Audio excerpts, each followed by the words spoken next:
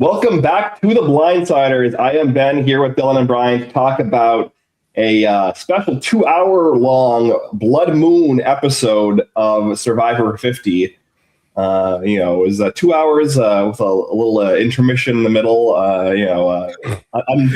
talking about that. There's great synergy between The Apprentice and Survivor here. Yeah, Mark Burnett is finally getting his crossover night on television. Yeah. We have 3 players eliminated. I finally lost players from my team by vote out means, and we had the number one player for me off the board in Genevieve, and so we have a lot to talk about here. 3 tribal councils. We have to talk about the twist, kind of preview the layout of the game going forward into the top 14. Where do we want to start? Ooh, lots happened last night. Yeah, a lot happened. It was Blood Moon. It was kind of like the bloodbath in, Catching Fire, the Hunger Games, where we're losing tons of people immediately once we got this big group together. I think this is just really the epitome of the new era of Survivor. We've been harping on these shortcomings of the twists for a long time, and now this is just like a really, really brutal reminder of 3 people playing otherwise pretty solid games getting sniped because they picked the wrong rock out of a bag. And that's just modern Survivor now. Yeah, it's something we've been talking about now for 10 seasons or 9 seasons, 10 seasons. At least since 42, we've been like really against it, I feel like. I think they owe a lot to this cast and the production and editing team, I guess, mainly the editing and the cast, for how much they've carried this season and have allowed me to look past just the stupid things that they continue to do. For the most part, I think this was like a fantastic episode of Survivor. I think that outside of the Blood Moon twist, and what it represents, and when you have somebody who is returning and playing after 15 years and the entire time they don't even get to cast a vote. It's just, it is a really, really bad way for this game to be played. Viewers don't like it. I'm assuming players are not going to like it. From what we've gathered, there are players who don't really want to ever play again after this season for probably good reasons. So there's a lot of unfortunate stuff like that too. I think we saw a lot of great stuff for Survivor tonight also. But I don't get it. I don't get why they continue to try to do this. We all suspected it. We all knew it was going to be something like this, a triple tribal, something along those lines, something we probably did not like. And I think it's pretty bad when you go into an episode knowing there's a twist and just automatically assume it's something you're not going to like. That stinks. But overall, I think it was a very good episode. It was Survivor. I really do. Yeah, for new era Survivor, great. Not the classic Survivor, but you know what? At least I worked myself up into convincing myself that there's going to be eliminations via challenge. So when that wasn't the case, I was like, oh, it's not so bad. Yeah, I mean, look, we talked about this last week, kind of previewing our expectation of what this twist was likely to look like. And it was kind of basically what I expected coming in. And the reasons that I outlined why I wasn't going to be a fan of it last week are easily the same. Nothing changed in my mind. And it's the same criticism that we've had about the split tribals they've done in the past and the new era. They've tried to play this up. Jeff, tried to make this seem like there was some huge new twist they were doing that was, game breaking or some historic moment. When realistically, it's exactly the same kind of split tribal they've been doing for the entire new era. It's just they did it with 3 tribes instead of 2. I think you had, like I said, I mentioned Colby. You had Colby coming back after 15 years in his very first tribal that he finally has. How many days in were they? 11, 12, 13, something like 12, that? 12, I think. Yeah. His very first tribal, he still doesn't have a vote. He's beat to hell. And, seems like the consensus was he was going to be medevaced, and I don't know if I don't know if they told him they were sending him home. like to give him a proper send off, or if he asked for that. It seemed like, based on what we got in Tribal and kind of some of the exit interview stuff that Colby has done, it seems like he knew he was leaving the game, and I think maybe he asked them to send him along his way. Regardless, him not having a vote, I've said it before, the number one thing that should be consistent in this game and a guarantee is that you have your vote no matter what. It's kind of like it's really your last ditch chance. And also the shot in the dark. You talk about shot in the dark being literally that, like your last chance to do something. I was screaming at the TV for Coach to play a shot in the dark. I guess that's why I think maybe there was some sort of like agreement or understanding heading into that Tribal that Colby was going home. That's at least my opinion. But I even think on the other side too, where you have, I think the only actual pure Tribal we got where it felt very straightforward. And like, when you look at the history of things, it is what it is in terms of, splitting to these three when you're at like the faux merge.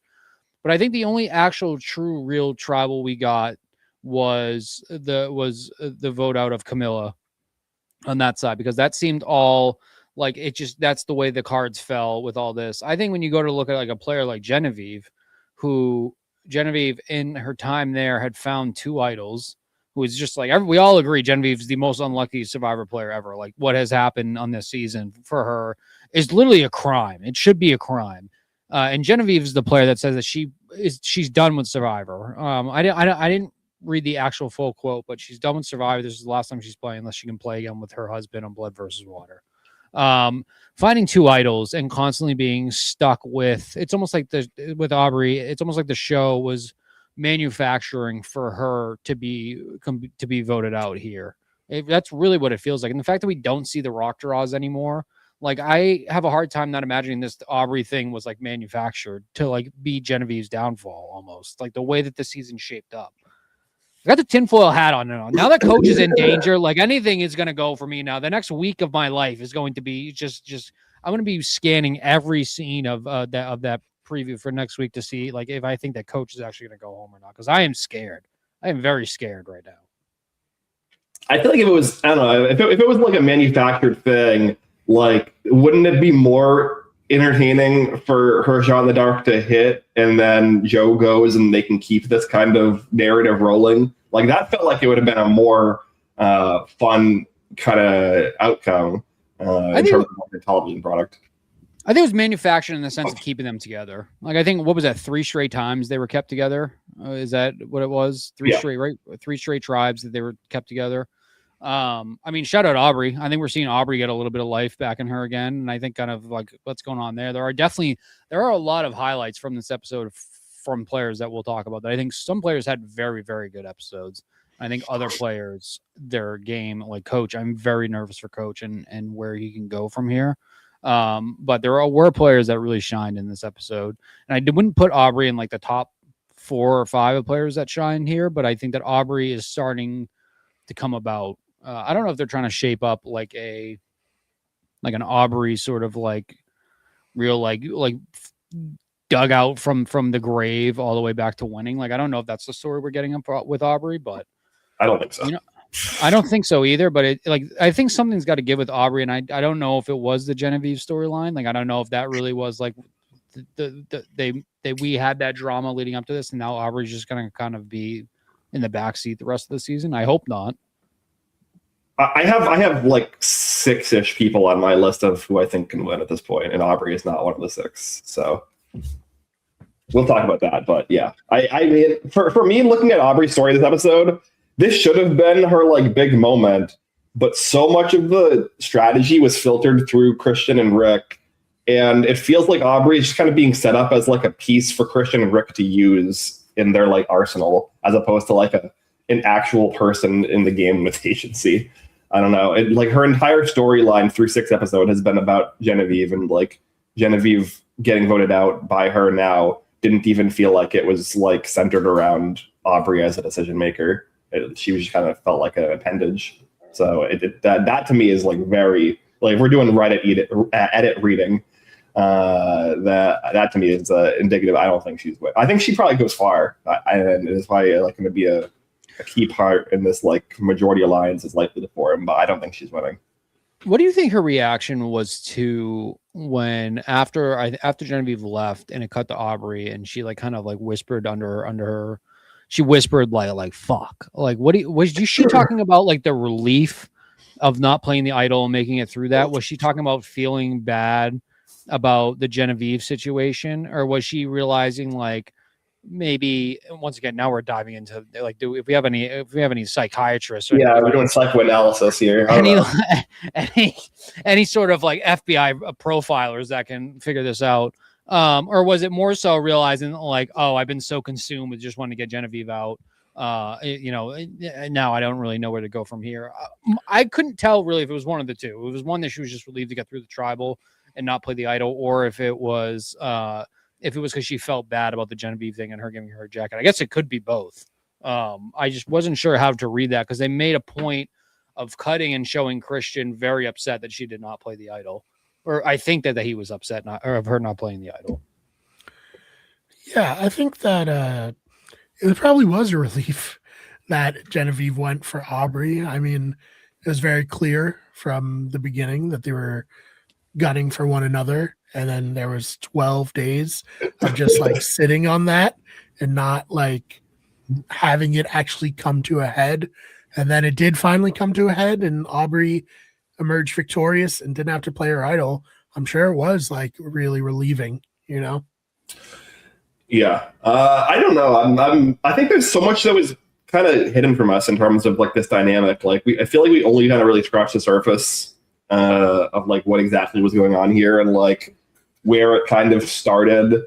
Like it really felt like that first kind of scene that we saw of them in episode 1 didn't feel like the beginning of the story. Like it felt like we kind of like started on like chapter like 2 or 3, and we like there was a reason they were so cagey with each other. Which I'm confused why that's the case. That's why I am very big. I know I talk about Tyson's podcast a lot. They're very big on, you need to have pre-games of returning player season, especially these days, be included in what is talked about within these confessionals and things like that, because it adds so much context to what is going on in the show for that exact reason. Yeah. Like, because I think when we first watched the first episode, and I thought it was very strange how much, maybe they don't like each other, but how much Aubrey really didn't seem to like Genevieve.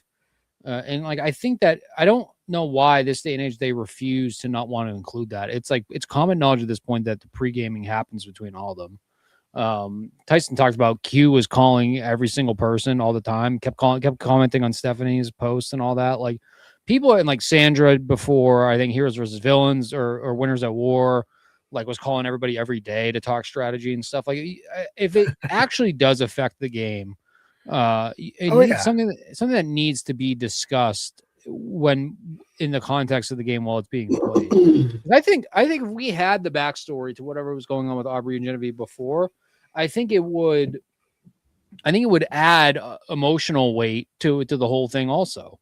Like, I think you make a great point, Ben, that I didn't really necessarily consider too, is that this really doesn't come off as a huge win for Aubrey. It, like you said, this came off more so that it was driven by Christian and it was driven by Devins, and that Aubrey just happened to be that piece.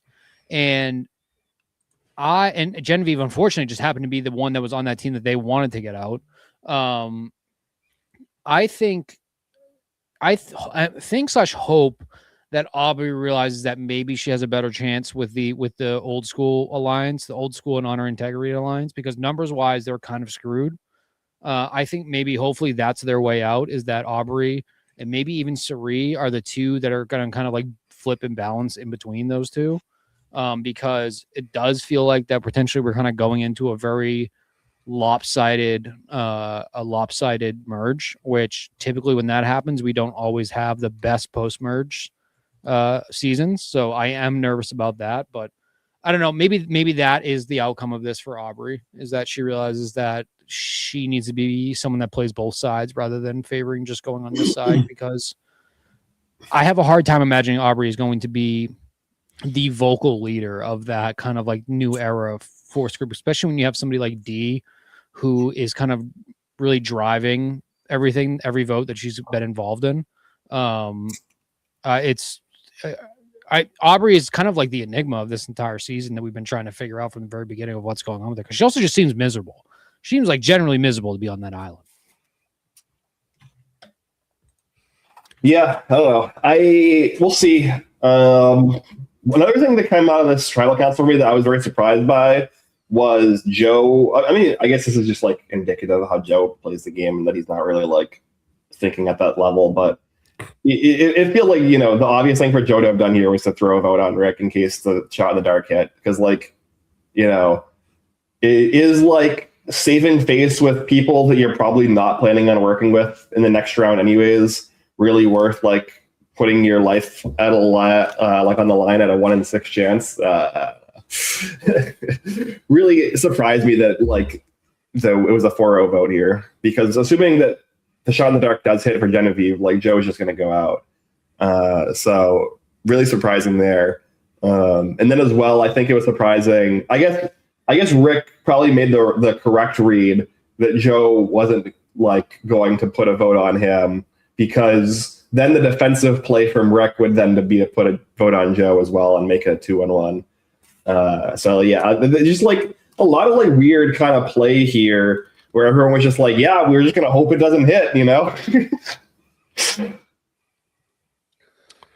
Yeah, I think that, Ben, you're totally right, but no way does Joe think about Survivor like that. Yeah. You know, there's just no way. So I'm not surprised this is what Joe did. I think that, you know, he's lucky he got through it. And I do want to talk a little bit about where do we think these lines, we got a lot of talk about it, line in the sand. These tribals are about drawing lines in the sand like most merge ones are. And it's kind of like, on one hand, Genevieve and Colby got taken out, and on the other, Camilla got taken out. And I feel like they were victims of this line that's being drawn between. I just want to see, where do you guys think each player is on this side, you know? I think for me, it's pretty clear. It's like Coach Steph, Jonathan, Joe, and Chrissy as a like 5 on one side, and then all the other 9 on the other side. Which is why we can talk about the other with Jonathan's decision here. I think Jonathan made a horrible decision, but we can get through this. Cause I've seen a lot of people praising Jonathan, and I thought that Jonathan had like a strong edit, like episode from an edit perspective, and it definitely felt like the show was portraying it as him making like a bold move for himself. But I don't think he made the right call at all, even if like he had a pre-game alliance with these people. Interesting. I very much disagree. I think if he had gone with Camilla, and I think that we saw in the preview, like he gone with Camilla, who's somebody who just blindsided and voted against him in the previous tribal that they were in together, rather than take Chrissy, who he's been with, Chrissy, who he has not been with Chrissy.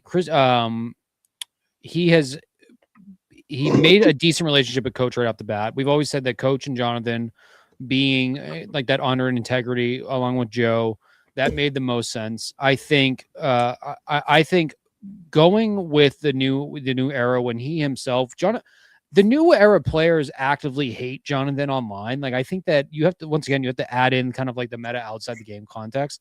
I think that Jonathan gets treated like absolute crap from a lot of the new era players. And like, I it all kind of stems back to season 42, and kind of like season 42 got very into the weeds of kind of like some racial issues with Survivor and things that were going on there. And like, I think Jonathan took a lot of backlash, whether some of the things he said were stupid or not, or like he took a lot of backlash from that season. I think that he's very much not super liked among new era players, is my like opinion based on the things I've seen, things I see people say. So I don't know why he would feel compelled to go. I mean, you saw Camilla's reaction right away, which I love, people being genuine and being mad at being blindsided and tribal. So I'm very excited about that. Sad to see Camilla go, but I think Jonathan made 100% the right decision. I think if you keep Camilla in this game, Jonathan is going to be one of the first people that new era alliance is going to want to vote out. I think he has a much better chance sticking with Coach, sticking with Joe, with Steph, and Chrissy. I think he has a way better chance with that, even if the numbers aren't on their side, because at least there he is more than just the big dumb guy with muscles. I think that he showed that he's actually trying to figure things out socially and strategically in this game, and not just be, the big guy that's going to win the immunity challenges. And I think that voting on Camilo was 100% the right choice for him. All right, Brian, you got to break the tie. What do you think? So I think that Jonathan definitely had a pregame alliance with the old school people. So I do think on the one hand, I get what you're saying, Ben, where maybe he could have ingratiated himself to the new schoolers, but on the other hand, it's not like he knows Colby and Genevieve are getting voted off, so he just doesn't realize how necessarily bad it is.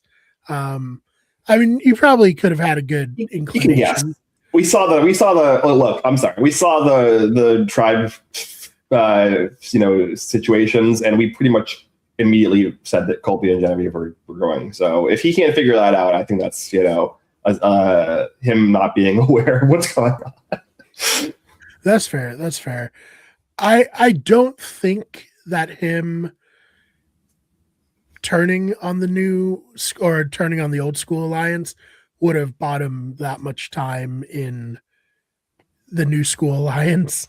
I think he would have just been maybe the last old school person to get voted off. So maybe he's thinking like, hey, maybe I can at least like not make it a 3 for 3 of my alliance getting voted off, and we'll have maybe a chance. And I do think that Chrissy is a really competent player. She almost won. Some say she should have won. I'd say she should have won. That's why I picked her on my team. And if you're going into a tribal where Camilla just blindsided you and got rid of Charlie, someone who you thought could potentially be in your alliance or your bridge, I can't really see why you would be like, yeah, well, she cut out Charlie, she'll keep me, I think it's like, well, this is my shot, I'm taking it, and we'll see where the chips fall. Yeah, I don't know. I just don't see where any of these 5 go from here. I don't know.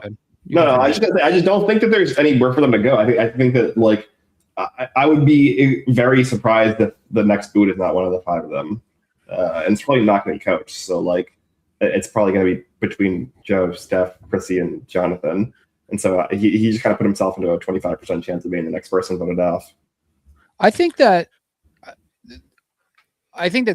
they all have more knowledge than obviously we see in confessionals and stuff like that. Like a lot of stuff gets left on the editing room floor. Like I think that Jonathan is smart enough to understand I think that he knows if he goes with the majority of the new era players, I just think that he knows that he's going to get voted out probably earlier there than he would be with he could be the first one to go next week. And we're sitting here saying, like, did he make the right decision to go after Camilo to put a target on his back with them? But I think in the end, he's such a hulking threat for physical immunity where he was probably going to be the number 1 target no matter what coming out of, or one of them coming out of when we hit the actual merge.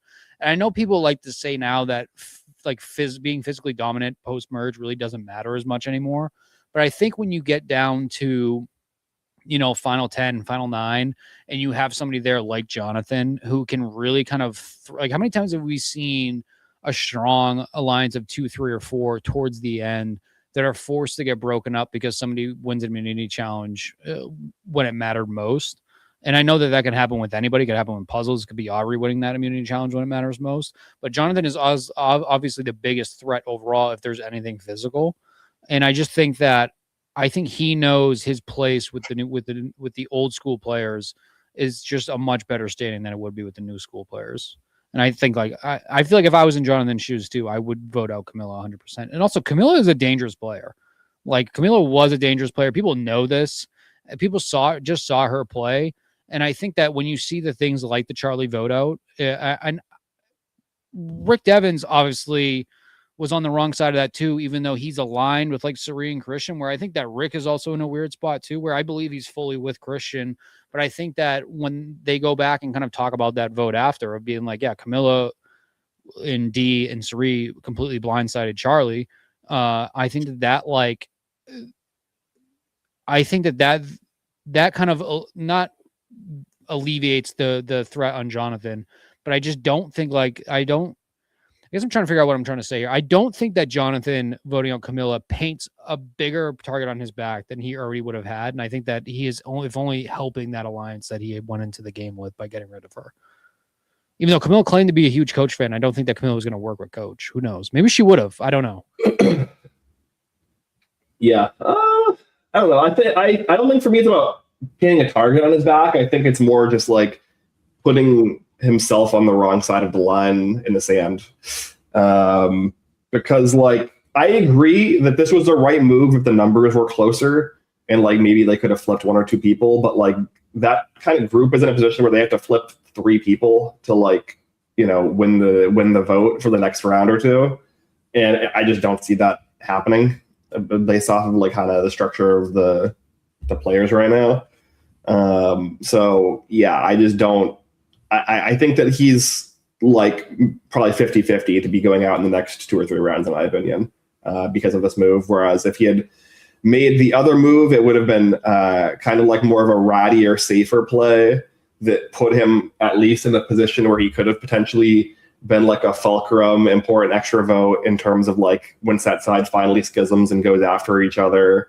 Because like there's going to be a Cold War. There's like an inevitable Cold War that's going to start brewing between like the Christian Devens Aubrey kind of group and the Suri Ozzy Rizzo kind of group with D maybe, you know, Tiffany over here, Emily kind of in a decent spot in the middle of everything. Like that kind of group eventually 2 or 3 votes down the road is going to schism.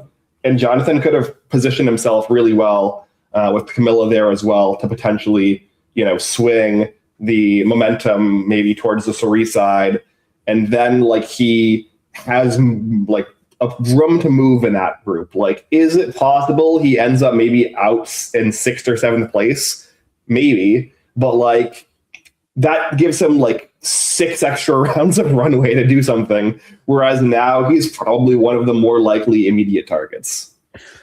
But I think we're also operating under the assumption that we're splitting the tribe right down the middle. Like I know you said we're drawing those lines. I'm not fully convinced that we're actually not splitting into like 3 different factions, really.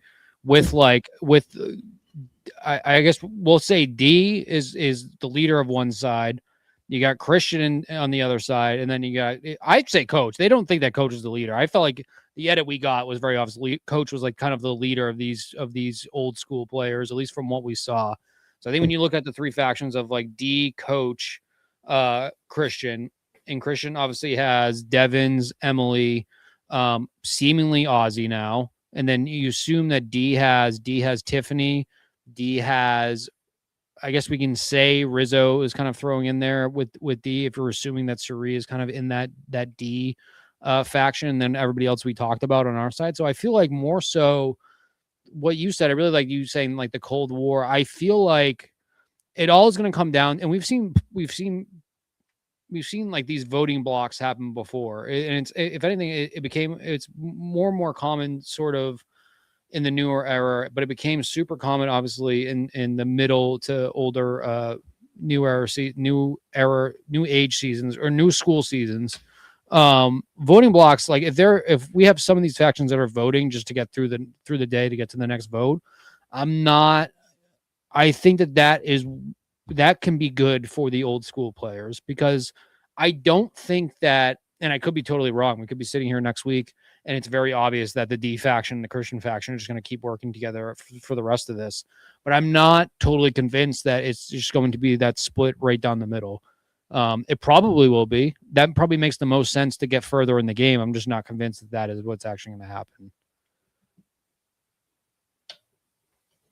And we have it seems like Devens and Jonathan liked each other. So maybe that's a different thing too. If Devens and Jonathan realize, hey, we have we have Sari, we have D, who is playing a fantastic game to this point, kind of leading things over here. Like, that's a little bit more dangerous to us than having Jonathan and Coach and Stephanie left in the game. Let's get rid of D and Sari first. I think like that's what we have to see play out. We obviously saw in the preview, though, it's very much D versus Jonathan, which is what we saw would seem like the big conflict next week. Yeah, I will see. I think that at Final 14, we're looking at like who's an easy consensus boot, and I'm looking at like a Joe or a Jonathan right now. I'd like what that would be for me. I have to make a prediction. I don't know. What are your thoughts, Brian? I don't know if Jonathan could have bought goodwill. I don't know. I think it really depends on if D was there instead of Camilla. Maybe he goes with it because it seems like they were at least open to working with one another again. But yeah, I just don't know. I just don't know if Jonathan had any way to break into this new school alliance. And, you know, I think he's always going to be a giant target just because of who he is, and how, you know, scary he is in immunity challenges. So I guess we'll see. On the other hand, is like Jonathan that good at Survivor? Like, are you afraid of Jonathan in the way that you might be afraid of these other 13 players? I don't know. Yeah. Well, I mean, to be fair, Jonathan's not very great in individual immunities. You know, even like look at the one to last night, right? Like he was one of the first people out because it was like a. Well, that challenge especially, he was never gonna. Yeah, but like those are the kind of individual immunities that we get in the new era. A lot of times, it's like a very like kind of endurance balance kind of stuff, puzzles even. Like a lot of that stuff is like not really up his alley. Like he's definitely more of a like tribal immunity, you know, get through like, you know, kind of muscle through this obstacle course and then like, you know, play a throwing kind of circus game at the end, right? Like he's more like that kind of a skill set, as opposed to like, I'd say the new era individual immunities are not really tailored towards his body type, historically. So I'm looking at, he won one immunity. It was uncomfortably numb, which I think is that, the one that you're like, it's the Christian Memorial Challenge, you know. Yeah, which I was actually surprised he won that because that didn't seem like a challenge that would have been made for him either. Yeah, I mean, even think of like Get a Grip, right? Which is like, you know, a challenge that is kind of very strength heavy. It's also balanced around body weight, and I don't know how his strength to weight ratio compares to other players on this cast. So we'll see. I don't think he's a big threat at all. I think that my fear for him is that he would be like a very easy kind of consensus boot to get through these like 14, because like we literally have 14 people left, right? Like if we were at like 11, like maybe he would be kind of able to sneak through a little bit more. But like especially these large merges, the early boots are very frequently like kind of consensus boots that people just are trying to want to like yada yada over a couple of rounds before they start actually playing the game. And that just feels like a really easy spot for him or to be like a Joe to fall into right now. Right. I have a hard time seeing Jonathan win the game. I just think that Jonathan, and it's kind of been the theme of the season, everybody wants to improve themselves and prove what they did the previous times. Genevieve really almost literally did not get the opportunity to because the game was just taken away from her. But I think like I am still in this episode. I consider if we have like a MVPs for this episode, I probably give Jonathan like a silver or bronze medal for what he did in this episode. I feel like that it's just I feel like we didn't see the gears turning for Jonathan like this in season 42, where he like his confessionals, he was saying a lot of the right things, and I think that regardless of whether you think the Camilla vote out was right or not, I think the way that he navigated that before Tribal was well done for Jonathan. So he did impress me in this episode. Chrissy impressed me more, and I would like to talk about Chrissy a lot more. But Jonathan did impress me. Yeah, no, like for like a strategy for this episode alone, right? I mean, like there wasn't a ton of like really complicated strategy going on. Like there was some like kind of interesting social maneuvering, especially when they were all on the same beach together and we got the scene of them, everyone kind of sharing information and secrets with each other. But like, you know, we had 2 people basically not play the game at all. And then we had 3 tribal councils, and like 2.5 of them were extremely straightforward with like not a lot of like real social or strategic maneuvering required for them. So yeah, I think it was an easy episode for him to kind of stand out. Yeah, I don't like how you said that. I feel like that diminishes giving Jonathan his props. I'm just going to still say I thought that a lot of the stuff he was saying was good in terms of like you said in his confessionals, like the I have to honor integrity isn't going to win the game. Like I have to make moves. I think making a move at the final 17 is not how you win Survivor, as we saw, I guess, with Camilla last week with the move against Charlie, right? Like that's good to form an alliance and like get a threat out, but like nobody's going to vote for you to win because of something that you did at the final 17. Like that's just how it is. So it's much better to kind of set yourself up socially into a solid position. You are right. And also when these events happen, these blood moon, these split up of the faux merges, like I think a lot of it is can I survive past this and make the actual merge so I can be on tribal council if I don't.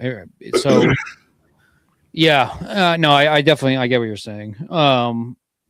I did think Chrissy came alive a little bit in this episode. Obviously, a lot of pushback about edits for females. Tiffany, we got a lot of Tiffany in this episode.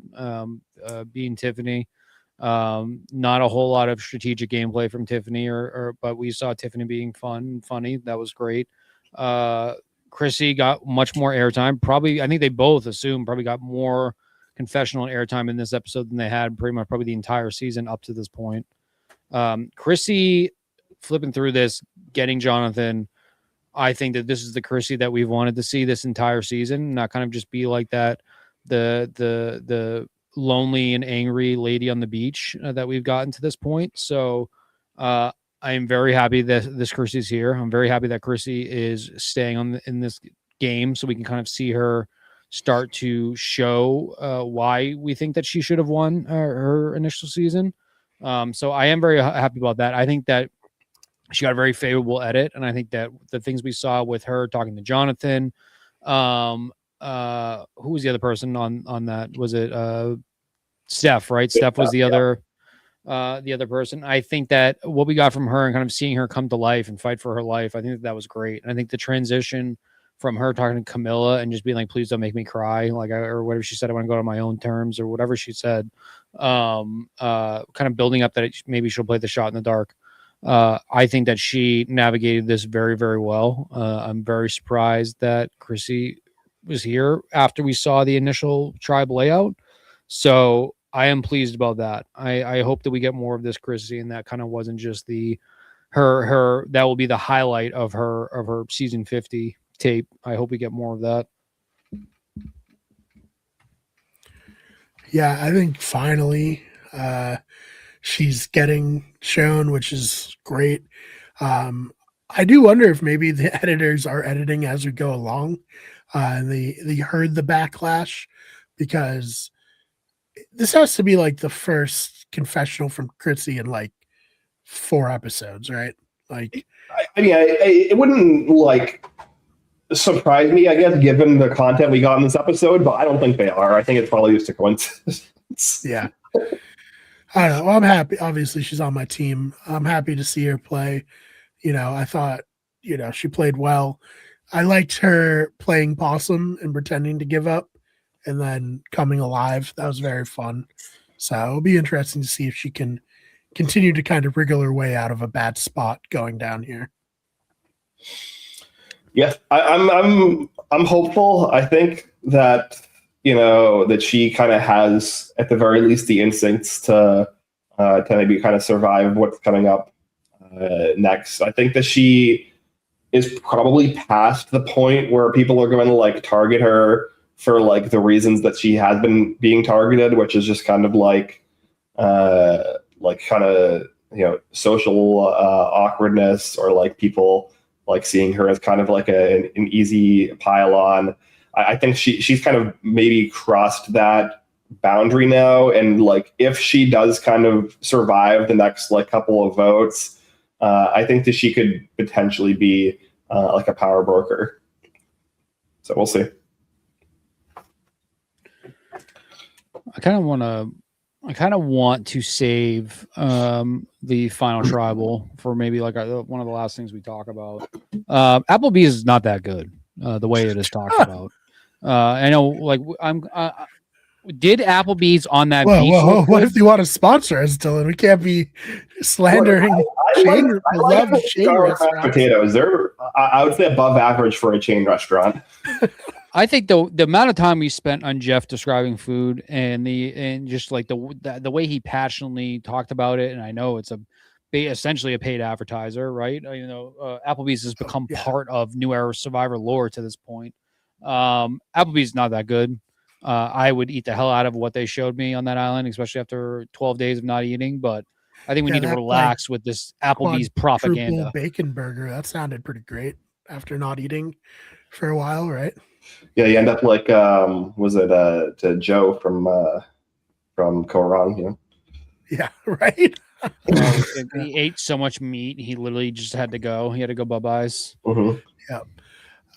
No, yeah, he did. You know what? Applebee's got their money's worth for this, I think. I'm a Chili's guy. If I'm gonna eat at a chain restaurant, it's gonna be Chili's. So I don't have any disdain for Applebee's, certainly, but I don't have tons. I'm no Liz Wilcox. Let's put it that way. But I do want to try their shark scorpion bowl thing. That looks pretty refreshing. The shark attack, whatever it's called. What's up, Daryl? Daryl back. The only other thing I really want to talk about, I guess, before we get to that other tribe, Ozzy, Rizzo, really didn't get a whole lot of them in this episode, obviously. I think both are... Rizzo especially has impressed me a lot. Very popular to hate Rizzo online right now. People hate him. Like this, once again, Survivor fandom is very, very weird. I feel like Rizzo, and a lot of times, should be a player that's very celebrated, and I think that he's playing a surprisingly, maybe top 5 game Rizzo right now is too much like the average Survivor super fan, and many Survivor super fans don't really like to have self-hating their mirror shown to them, Which if Rizzo, I think Rizzo, if you're talking about super fans, has been by far the coolest super fan we've had in the game in terms of actual gameplay and what he does, because it was so tiring those early 40s seasons of everybody being a super fan and everybody trying to meta play the game, and everybody talking about how at home they did this challenge and this challenge, and they knew which challenges we were getting. The whole Hourglass era is, I feel like, what those first 2, 3, 4 seasons of the 40s should be called, because I hated that super fan. It was tired. It was boring. It was the same thing. We were getting the same people cast in each season. I think somebody with Rizzo who has actual personality, even if it is kind of that brain rot online personality, he's having fun, but he loves the game and wants to play it. And I think that he's playing it very well. I think he should be way more celebrated than he is. And he's just he became popular to hate on, which I get that. Those what is that current generation? Gen Z? Zoomers. They are, some of them are just you can't hold a conversation with them. And I get why that's annoying. Like I said, that whole brain rot kind of talk. But I think Rizzo needs to really start getting more respect among fandom. I think Rizzo is playing a fantastic game so far. Way better game than I thought he was going to be able to play heading into this season, immediately after playing his own season and becoming in kind of an unknown commodity to everybody else. I am very, very happy. He's aligned himself with Suri, which we've talked about before. Typically, people who align themselves with Suri make out very, very good in their seasons. And really, it kind of seems like that alone has become its own faction of Ozzy, Suri, Rizzo. I'm just not sure if Ozzy is more committed to the Christian side of that, or if he's more committed to the Suri side of that. But Rizzo has put himself in such a good position. He doesn't seem to be, he has D2. He voted with D last time, so he has D to fall back on. But Suri and him legit seem like they're each other's ones and twos. And I think that the fact that Rizzo has been able to to reel in Suri, and it's probably more the other way around of Suri reeling in Rizzo. But the fact that Rizzo and Suri are the kind of like the power duo that not a whole lot of people are kind of even looking at, like that alone is so incredibly impressive by him and by Suri. Like, because they should have huge targets pinned on their backs for two entirely different reasons, and they're navigating this game the way that they are. I think Rizzo needs to get way more respect among people. I think it's become the Nickelback of Survivor conversation to like hate Rizzo and say that he's annoying. Like, I think that he's playing such a good game right now. Mm-hmm.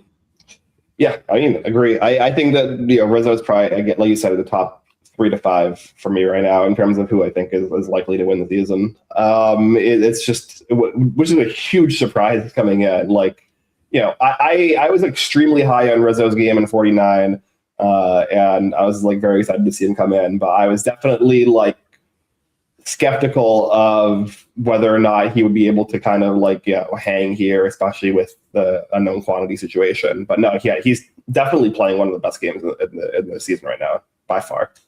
Shout out Brian Wong. Brian Wong, big Rizzo hater.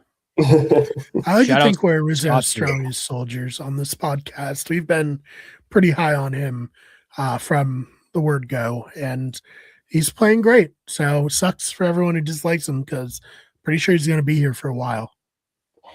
Which we've been fighting this battle now for an entire year, basically. Yeah. We've been doing it for 6+ months now of defending Rizzo. Rizzo's a good player. Rizzo is most likely going to be in multiple more Survivor seasons, hopefully, if we have other players come back, if he doesn't win this season. The Rich God is, whether you love it or hate it, is the face of New Era Survivor at this moment. So I think that we need to fall in line and treat him with a little bit more respect. I think you can not like him. Carolyn. Yeah, I think you can. I think Carolyn kind of dethroned herself a little bit. I think that Rizzo. You can not like Rizzo. I think his game needs to be respected a lot more than it is.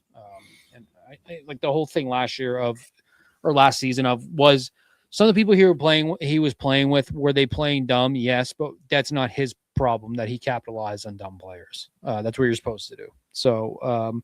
I hope he goes far. I hope he continues to shut the haters up.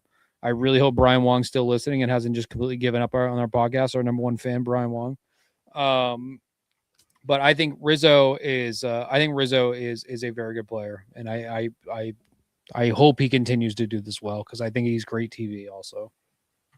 Yeah, a hot take as well for me. I think Ozzy's playing probably the 4th or 5th best game in the season so far as well. I think that the way that he kind of handled the situation last week with Christian, really kind of like taking back a lot of his power there, really reeling in Emily as an ally, both from him and Emily, I think is really impressive. I think Emily, again, somebody that is gets a lot of hate from people that I think is a really underrated player.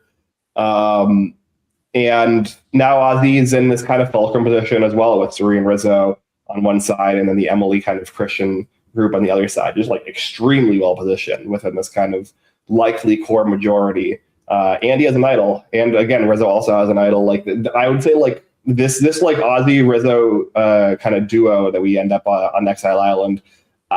Definitely, like, would not be surprised if one of them is the winner of the season at this point. Suri, Miss Suri, in that she has the extra vote, right? Is that what she has? Yep. She has the extra vote. So you have two idols and an extra vote kind of in that little in Suri's threesome relationship. What did she say? It was she's Polly. She's Polly in the game of Survivor. Once again, Suri is like she continues to impress me so much because, like we said, she should be the first player that everybody sees on that island and says, I need to get that person out. I need her out of the game because that's how dangerous she is. Really, the only other player in Survivor that I feel like has that threat level is Parvati. And I think that Parvati would be cast out immediately if we didn't have players that were completely like terrified of her, that knew they need to get rid of her. Suri just has that magical touch where she's able to be so loved and so liked, but yet she is so good at the social aspect of the game that nobody has mentioned Cirie's name in like forever. Like nobody's mentioned voting out Cirie at all. Like that has not been discussed or anything we've seen since the first episode. So it's just Cirie is. I think we'll see how the season plays out. I think that Cirie, that conversation where we always go back to the Mount Rushmore of Survivor players. I think like Parvati is obviously like unanimously needs to be on that list. Tony probably unanimously needs to be at that list. And I think that after those two, there's a real discussion. I feel like Cirie, whether she wins the season or not, I feel like she needs to be in that discussion.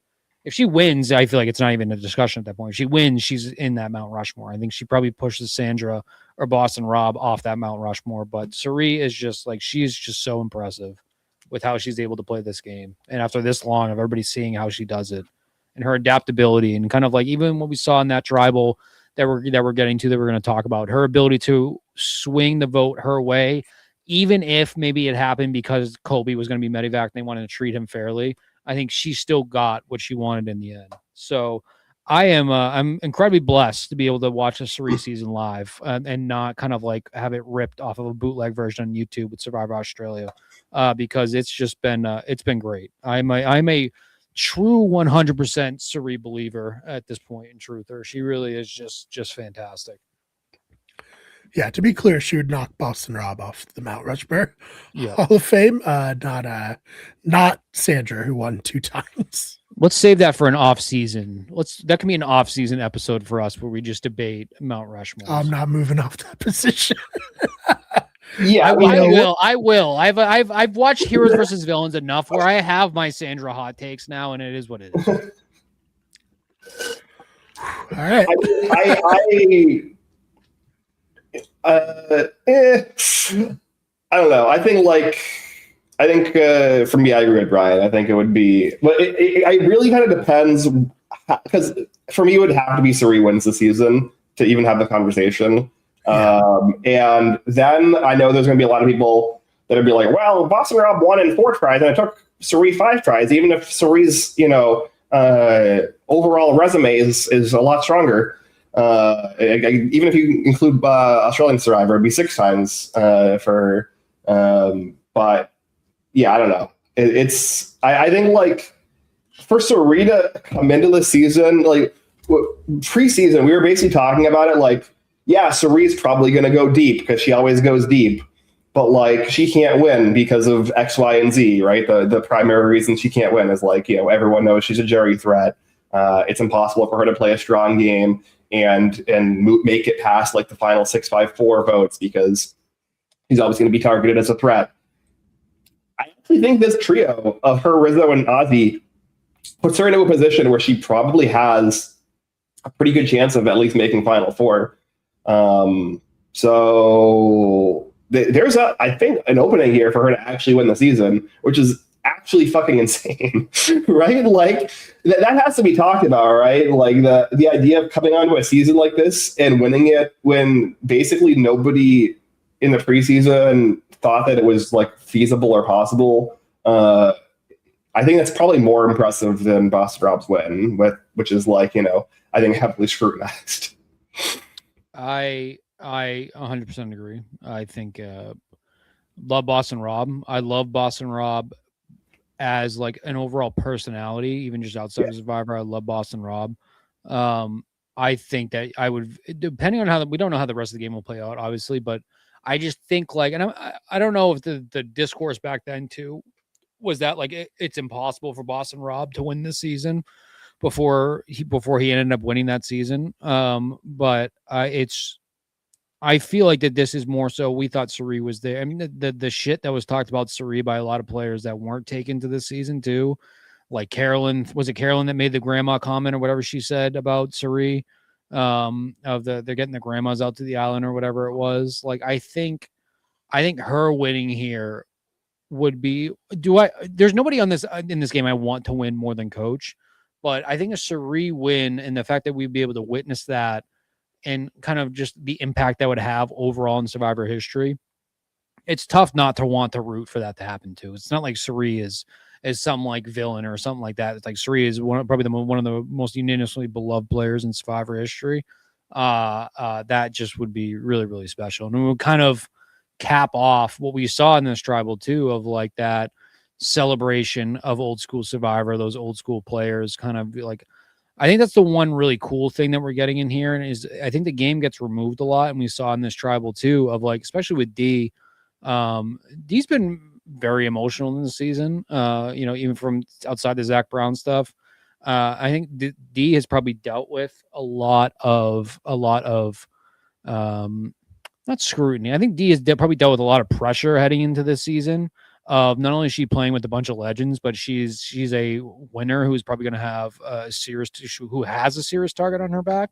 And I think that the way that even players like D have been giving the honor to players like Suri and what we saw here with Colby and even with Coach, I think that's like so cool. I think it is the right kind of like Survivor super fan of, this game has been in our society now for 25 years. And a lot of these people and like you guys that have been following from the very beginning, I just think that the way that they're giving these players their due, I think Colby got totally screwed. Like they took the guy from 15 years, brought him onto the island. His like body got completely destroyed. He didn't even have a vote. And then he had to go home. That sucks. That's not the good way to treat our elders. But I think the way that the other players are kind of being nice to everybody, outside of Jenna, because Jenna had to go home, but Jenna did it to herself. I think it's just been like very, very cool. That's why I like this tribal a lot. If we want to kind of get into to everything that went on in the vote itself and Coach and all that, but I think that this tribal was really nice. I'm glad they saved this for last. I'm glad we kind of got that goodbye to Colby. Yeah, it's nice. Anyway, long story short, one of my rant of the episode, my apologies. Suri winning would just be great. Fantastic. She's definitely top 5 of the players left that I am rooting to win. But Coach is number 1, obviously. Yeah. I mean, I've long been a Suri fan, so like what was her name on Australian Survivor? Who's Lisa. like Lisa. She's like, I want Suri to win more than I want to win. Yeah. Like same. So real.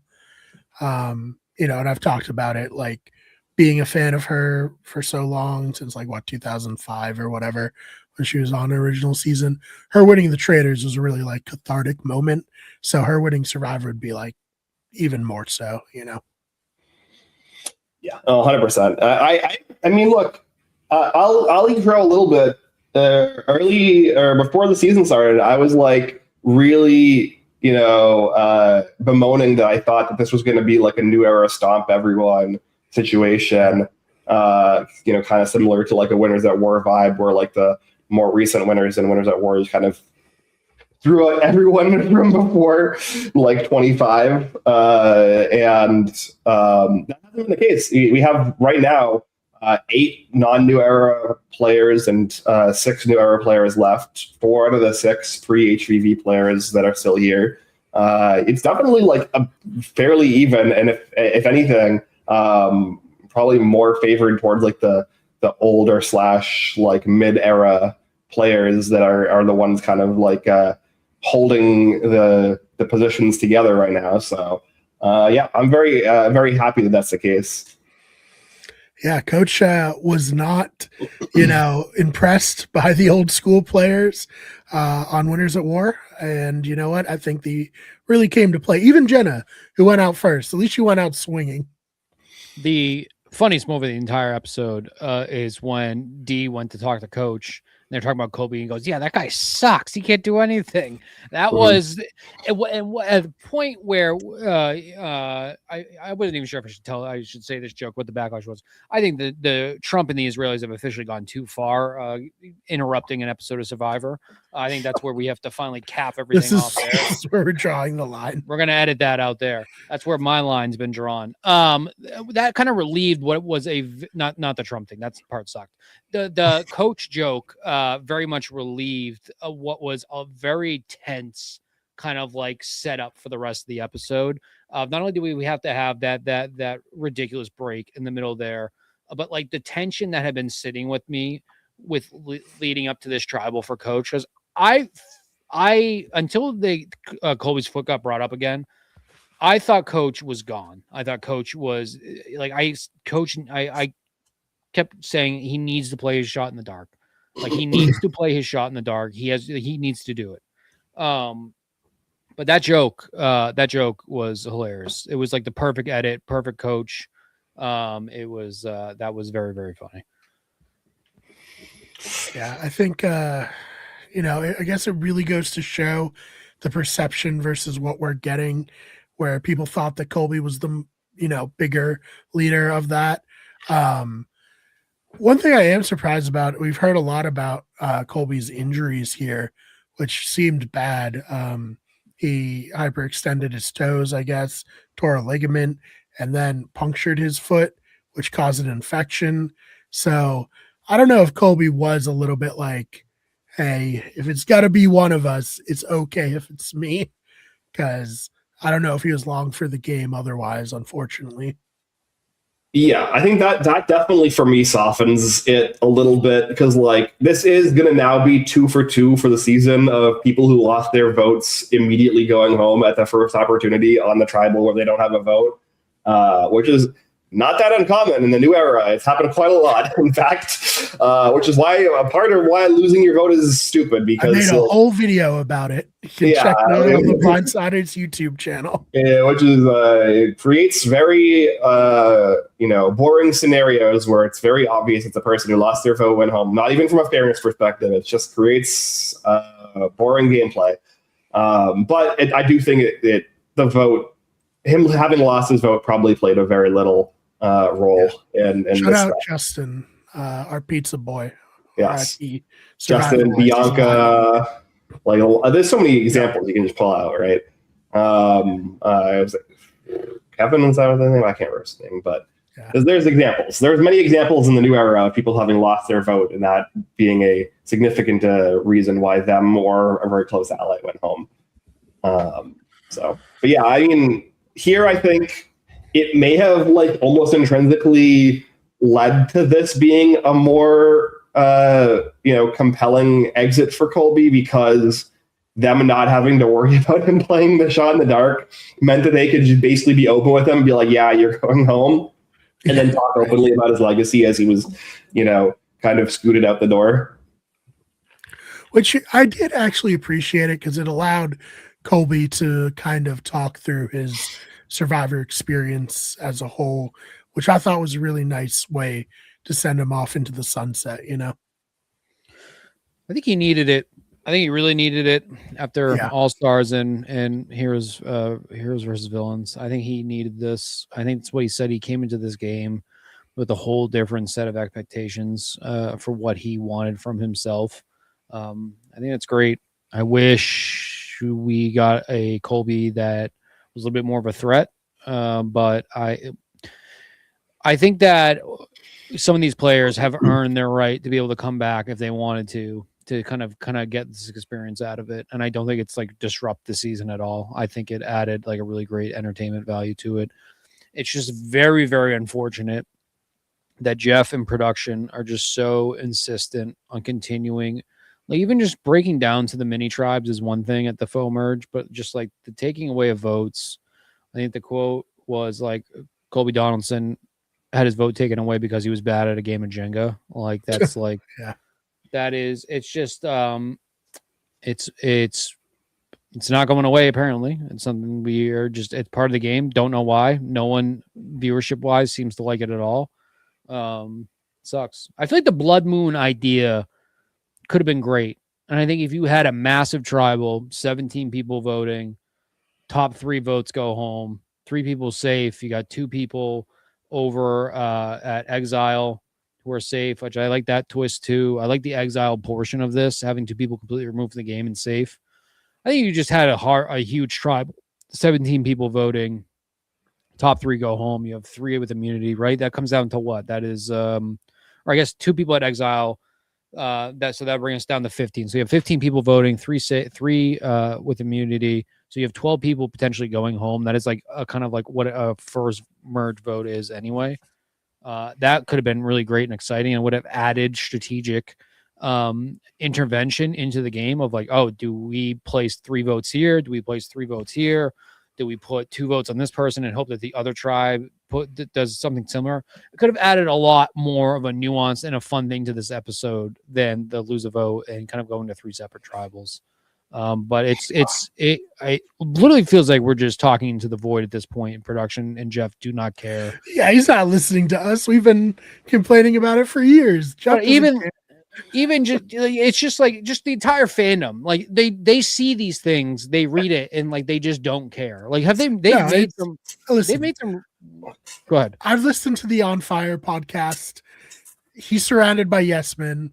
Nobody's gonna tell Jeff that his ideas are bad. I just saw an article.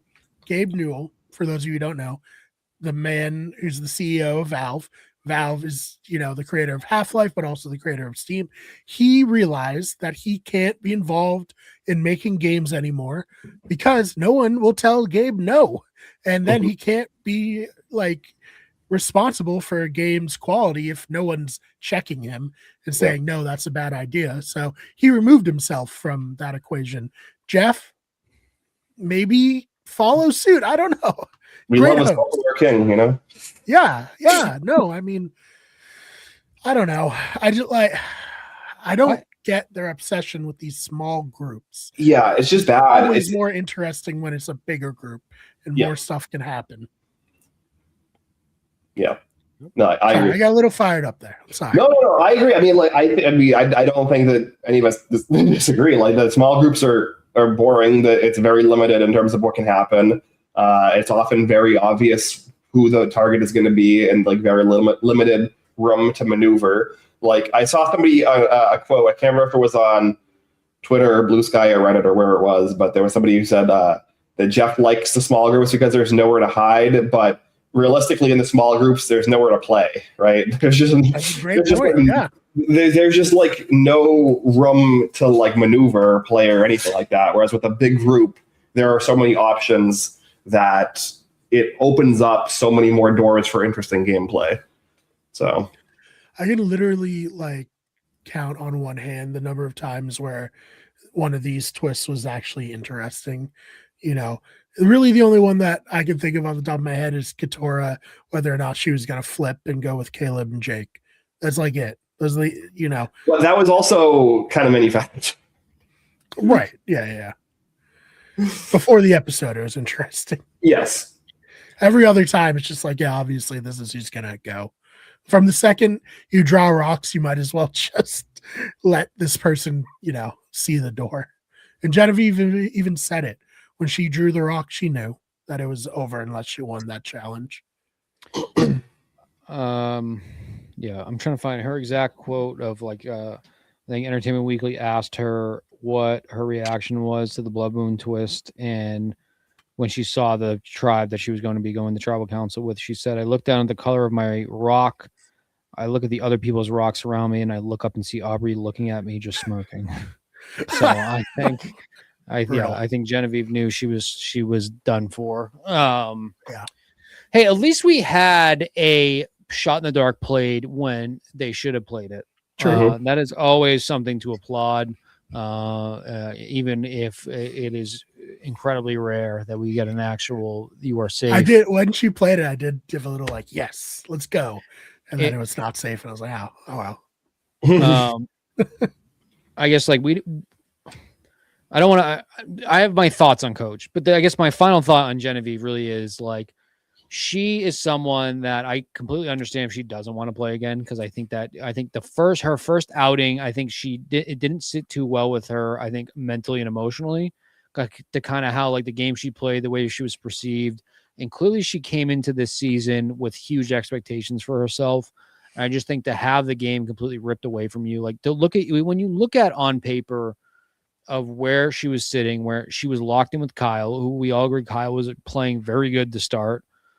She was locked in with Kyle. She was locked in with Q. She was locked in with Colby and Steph. Colby loses his vote. Q loses his vote, right?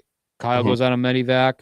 She finds 2 idols. She loses 2 idols. And she's stuck with Aubrey 3 straight swaps. I cannot think of anybody else that had a worse time. If you're not counting people getting parasites and burning their hands and all that, while they're actively on an island, I don't think you could have a worse time and worse luck than that. So Yeah, in the new era, before it was Justin for me. Shout out to him again. But yeah, now it's Genevieve. Yeah, and we calculated the odds for Justin, and it was very, very low. But I do think that like still even more things went for Genevieve. It was literally every single time there was like goes one way or another. One way is good for Genevieve, one way is bad. It went bad every time. It's crazy. Yep, it's just it sucks. I hope we see Genevieve. Would that be Genevieve in D&D terms? Or yes, it's like that's called a critical fail. Critical fail. Yeah, just 5 in a row. Or it's having a DM that does not want you to succeed. Too. Yeah, they put like an SR-15 monster in you when you're like level 6 or something. Yeah. Where you need to roll a 28 wisdom to not take 100 damage. That is what just happened to Genevieve. Mm-hmm. It sucks. We all love Genevieve. That's the big thing about this. We all love Colby because Colby's just an OG. Colby is one of, in terms of top 10 players. Australia was this Barramundi buff. Impacts to the game. My Heroes vs. Villains buff is going to be here for that watch party. I am wearing it. Yes. See Colby, Camilla, who we all were super high on and loved, and then Jen, who I think we were all, obviously Ben, you took her first. I think Brian or myself are going to take her top 2 rounds no matter what. Very unfortunate. Sucks. There's no two ways about it.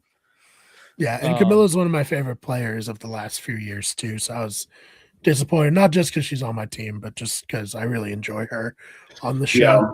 And she also went out pretty quiet. Like there was a lot of this felt more like a Tiffany versus Chrissy kind of scenario with Jonathan in the middle, and like there were elements of Camilla, and like obviously Camilla got a lot of focus last week in terms of the show kind of painting her as a swing vote, even if she wasn't necessarily really a swing vote.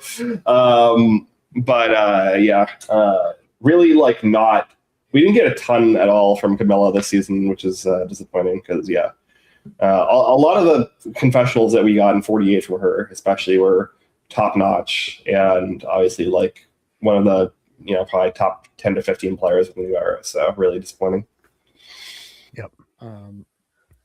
I am not quite burning down the house though for Genevieve and Camilla. I was about to throw up last night when I saw where Coach ended up with the tribe. Not only that, I was going to throw up when I saw that if he had just hung on for probably about 30 seconds more, he would have beat D and had immunity potentially. Once again, shout out D. I think we can spend more time on D in another episode because I think she's going to get far more highlight coming up.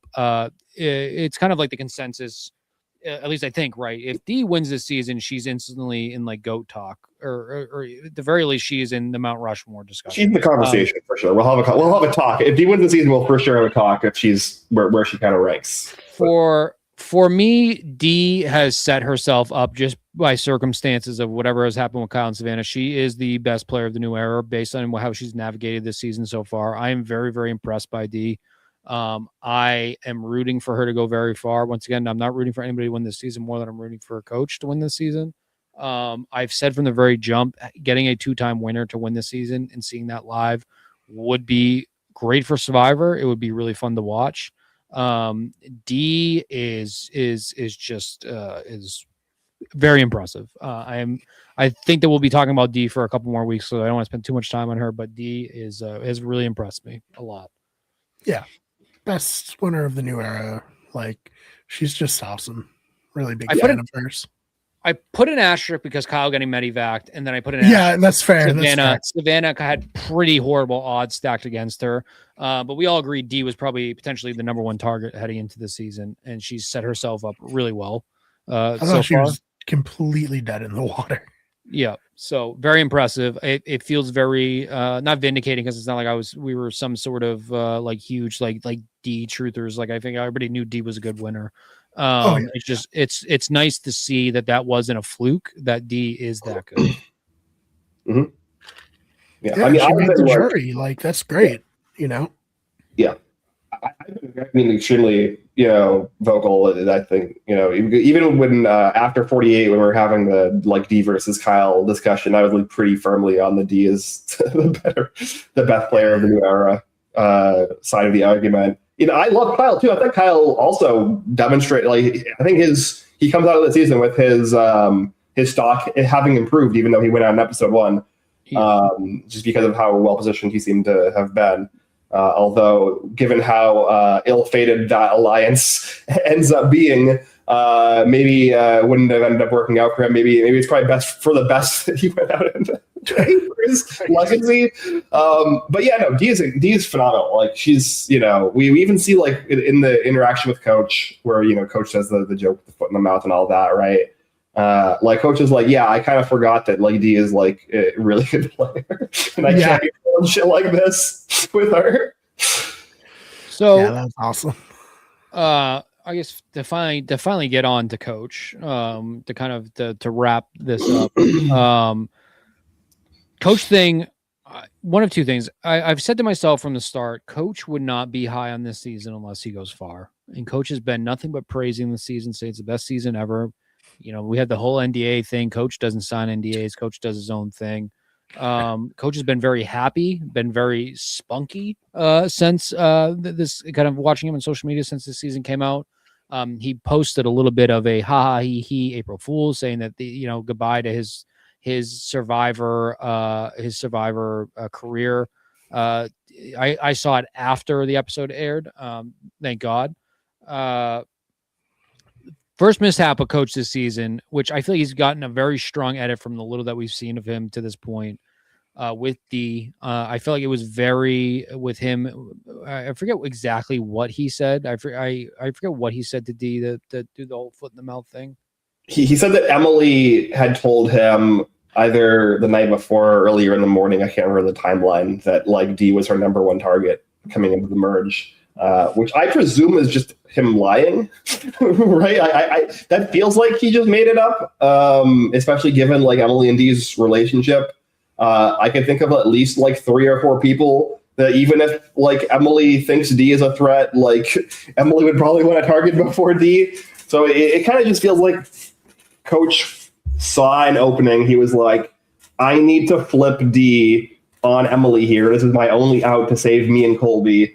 Let me make this up that Emily was targeting her, tell her, and then realize a little too late that one, like D is one of the best players in the last like decade the show has seen, and 2, D and Emily literally played together and are friends outside of the show. So it's just kind of an unbelievable lie. Yeah. Well, he was man enough to say, hey, that was a mistake. I can't have that happen again, which I thought was like, it's not an edit we normally get from Coach, admitting what he did was a mistake and what he did was dumb. So that made me feel like we were getting like, this is, Coach he's on his game. When we were kind of getting up to tribal, though, I thought there was legitimately a chance he's going to go home, which that would have been a circumstance of layout of the tribe swap. It's just, I think the talk, though, between D and Suri, kind of talking about how he's not like respected. He's not running the old school tribe. It does, and he's not that big of a threat. It does not make me feel very good for his outlook for the rest of the game. I need to try to make sense of, and I know you can't always go back and say, I need to read the edit to kind of figure out what they're trying to go with for Coach. But I feel like he had such a positive edit before we got to this point. And then with everything that happened in this episode, he's kind of on the exact opposite end of that side now, where I actually generally felt pretty good that Coach had a chance to win this season up until this point. In this episode now, I actually feel very, very nervous for Coach's outlook for the rest of the season. It's given me 2 different experiences. One, I'm watching this like it's a WWE event where, well, that's not fair. I'm watching this like a sporting event that is not scripted, where I think I am every single episode from here on out. I'm going to be so nervous for Coach and Coach's allies, and kind of where he goes from here. It adds like an extra element of adrenaline to watching the episodes, which is a lot of fun. But at the same time, I feel like my entire outlook of this season is riding on what happens with Coach, and that's a tough, because I do think that this has been a very good season. If Coach had gone out last night, I would have been very, very, very sad on this episode. I really would not be talking this much. So some of the viewers would probably wish Coach went out, so I didn't ramble as much as I did. But I don't feel great about Coach from this point forward. I am very nervous, even just next week alone, that we're going to be sitting here talking about Coach going out. I just really hope that's not the case, because like I said, I feel like he got such a strong edit at the start, and like there has to be a reason for that. I don't feel good. I don't feel good about Coach's spot in the game right now. Yeah, we'll see what happens. I mean, I think the game's fluid. I think there's a line in the sand, but I think eventually people are going to start playing, more self-interestedly.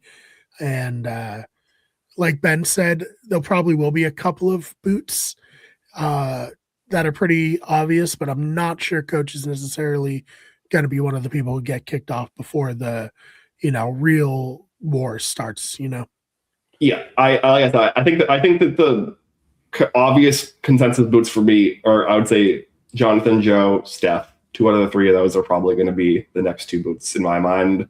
And then that would give like a Chrissy and a Coach kind of room to kind of play when this bigger group inevitably fractures down the obvious lines in the middle. Once they've like moved the game a little bit forward. That's like my prediction right now. Obviously, this is just kind of like my analysis and prediction. But I agree with Dylan's worry. I don't think Coach is winning the season. I think he'll probably be a pretty major strategic player in the post-merge. I think he's going to be like a probably go deep. I could see him top 7, 6, but like I don't think he's winning at this point. I said that I had 6 people on my list right now that I think can win the season, and that would be Christian, Rick, Suri, Ozzy, Rizzo, D. Those are my 6. I think that one of those 6 is the winner. I would prefer you just lied to me there, Ben. Now I'm going to have to. I mean, look, those 6. I would say like 4 or 5 out of those 6 would, winning. Is not something I expected coming into the season. It would be really fucking insane. So I don't feel comfortable limiting it down to a 6 yet. I think that we've seen in other seasons too, really anything could happen, especially with recent New Era seasons. So I don't feel comfortable limiting it down to a 6. I feel comfortable with the 6 you said, though, to include them in who I think. Is there anybody who I realistically think doesn't have a chance of winning? I think Tiffany really needs to turn her game around and kind of being more than a piece. I think she needs to start driving some of these. Chrissy would be pretty surprising to me right now, for the most part. I think to kind of see they go from, at least from what we saw from her before to now. Jonathan, I sort of similar to what you said about Coach. I think Jonathan can go very far in this game, but I don't know if Jonathan has a winning capability. I don't know if Emily has a winning capability in her at this point for what we've seen from her in this game. Even like Aubrey, like something about Aubrey, I feel like we need, if there is more to Aubrey than just the Genevieve stuff, I feel like that could potentially put her further in the game. I don't know if I can say for sure anyone right now I feel like has 0 chance. Unfortunately for Tiffany, though, based on the edit we've gotten from her up until this point and kind of like where she's been in the game and what she's doing in the game, I have a hard time imagining that she's going to win if she stays on this course, but maybe she can turn it on and kind of like get a little cutthroat and start making some huge moves. But obviously that can be very dangerous if you don't time that correctly. So that's something that we need to kind of wait and see. But I really hope you're wrong about Coach. I hope Coach kind of, I hope that we get which I think I can still have a satisfactory ending to the season if Coach doesn't win. It's just, I think we have a situation where Coach doesn't win, Suri goes out in fire making, and we kind of get down to that. I think then, I get a little upset, and then I'm going to start losing my mind a little bit. I'd really prefer Suri to not be in fire making again. Well, I mean, luckily, one of her, arguably her closest ally right now, just literally lost in firemaking about 3 weeks before the season. So It's true, but so did she. So did she, but that means that it's an even playing field, Yeah. That means that we might get a situation where it's a 50-50 between Suri and Rizzo in the Final Four. Who can make fire to win the season? Who's going to redeem themselves from the season they played earlier in the same year? Will it be longer than the Cook Islands fire making? Stay tuned. See. Yeah. I think there would be an element added to the game for the first time, which would be gasoline. I think that they would run out of matches. Gasoline. Not even matches. Straight up gasoline. Yeah. We might not even get fire making either. I might get a regular vote and it could be a 3-1, Yeah, I somehow doubt that. Yeah. The fans definitely voted for fire. Mm-hmm. Yeah. I don't know. We'll see. I hope that it's not forced fire making, but I'm not holding my breath. Yeah. Well, anything else before we get out of here? No, hour and a half. I think there was that much to talk about. Honestly, I know I rambled quite a bit, but I think that this was the most impactful episode to this season, obviously, for certain reasons.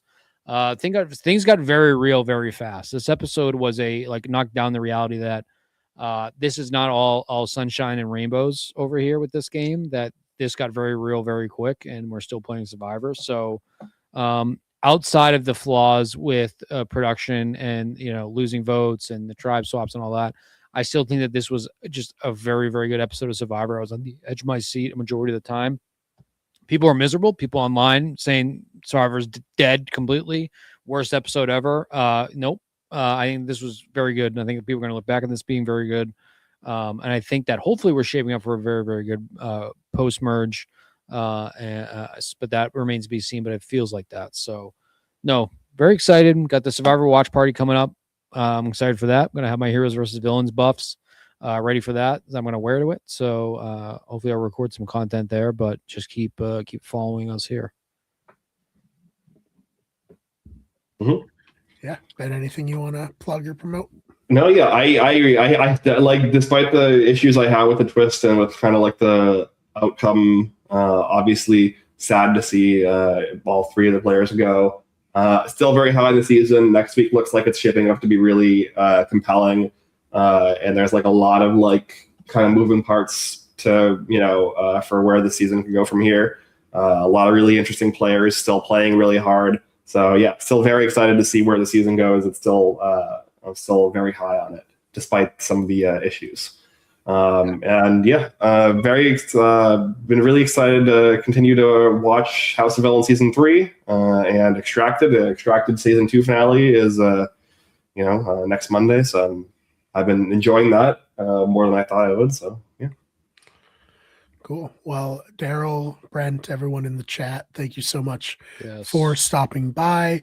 Other than that, check out the main channel, Wicked Everything. I just put a new video out today about if Warhorse Studios is the right studio to make a Lord of the Rings game, as has been rumored. So definitely check that out if you're into video games. We also have Those Fake Nerds, where we cover nerd and pop culture news, and Wicked Sports, where we cover sports news. Thank you so much for checking this one out, and we will see you in the next one.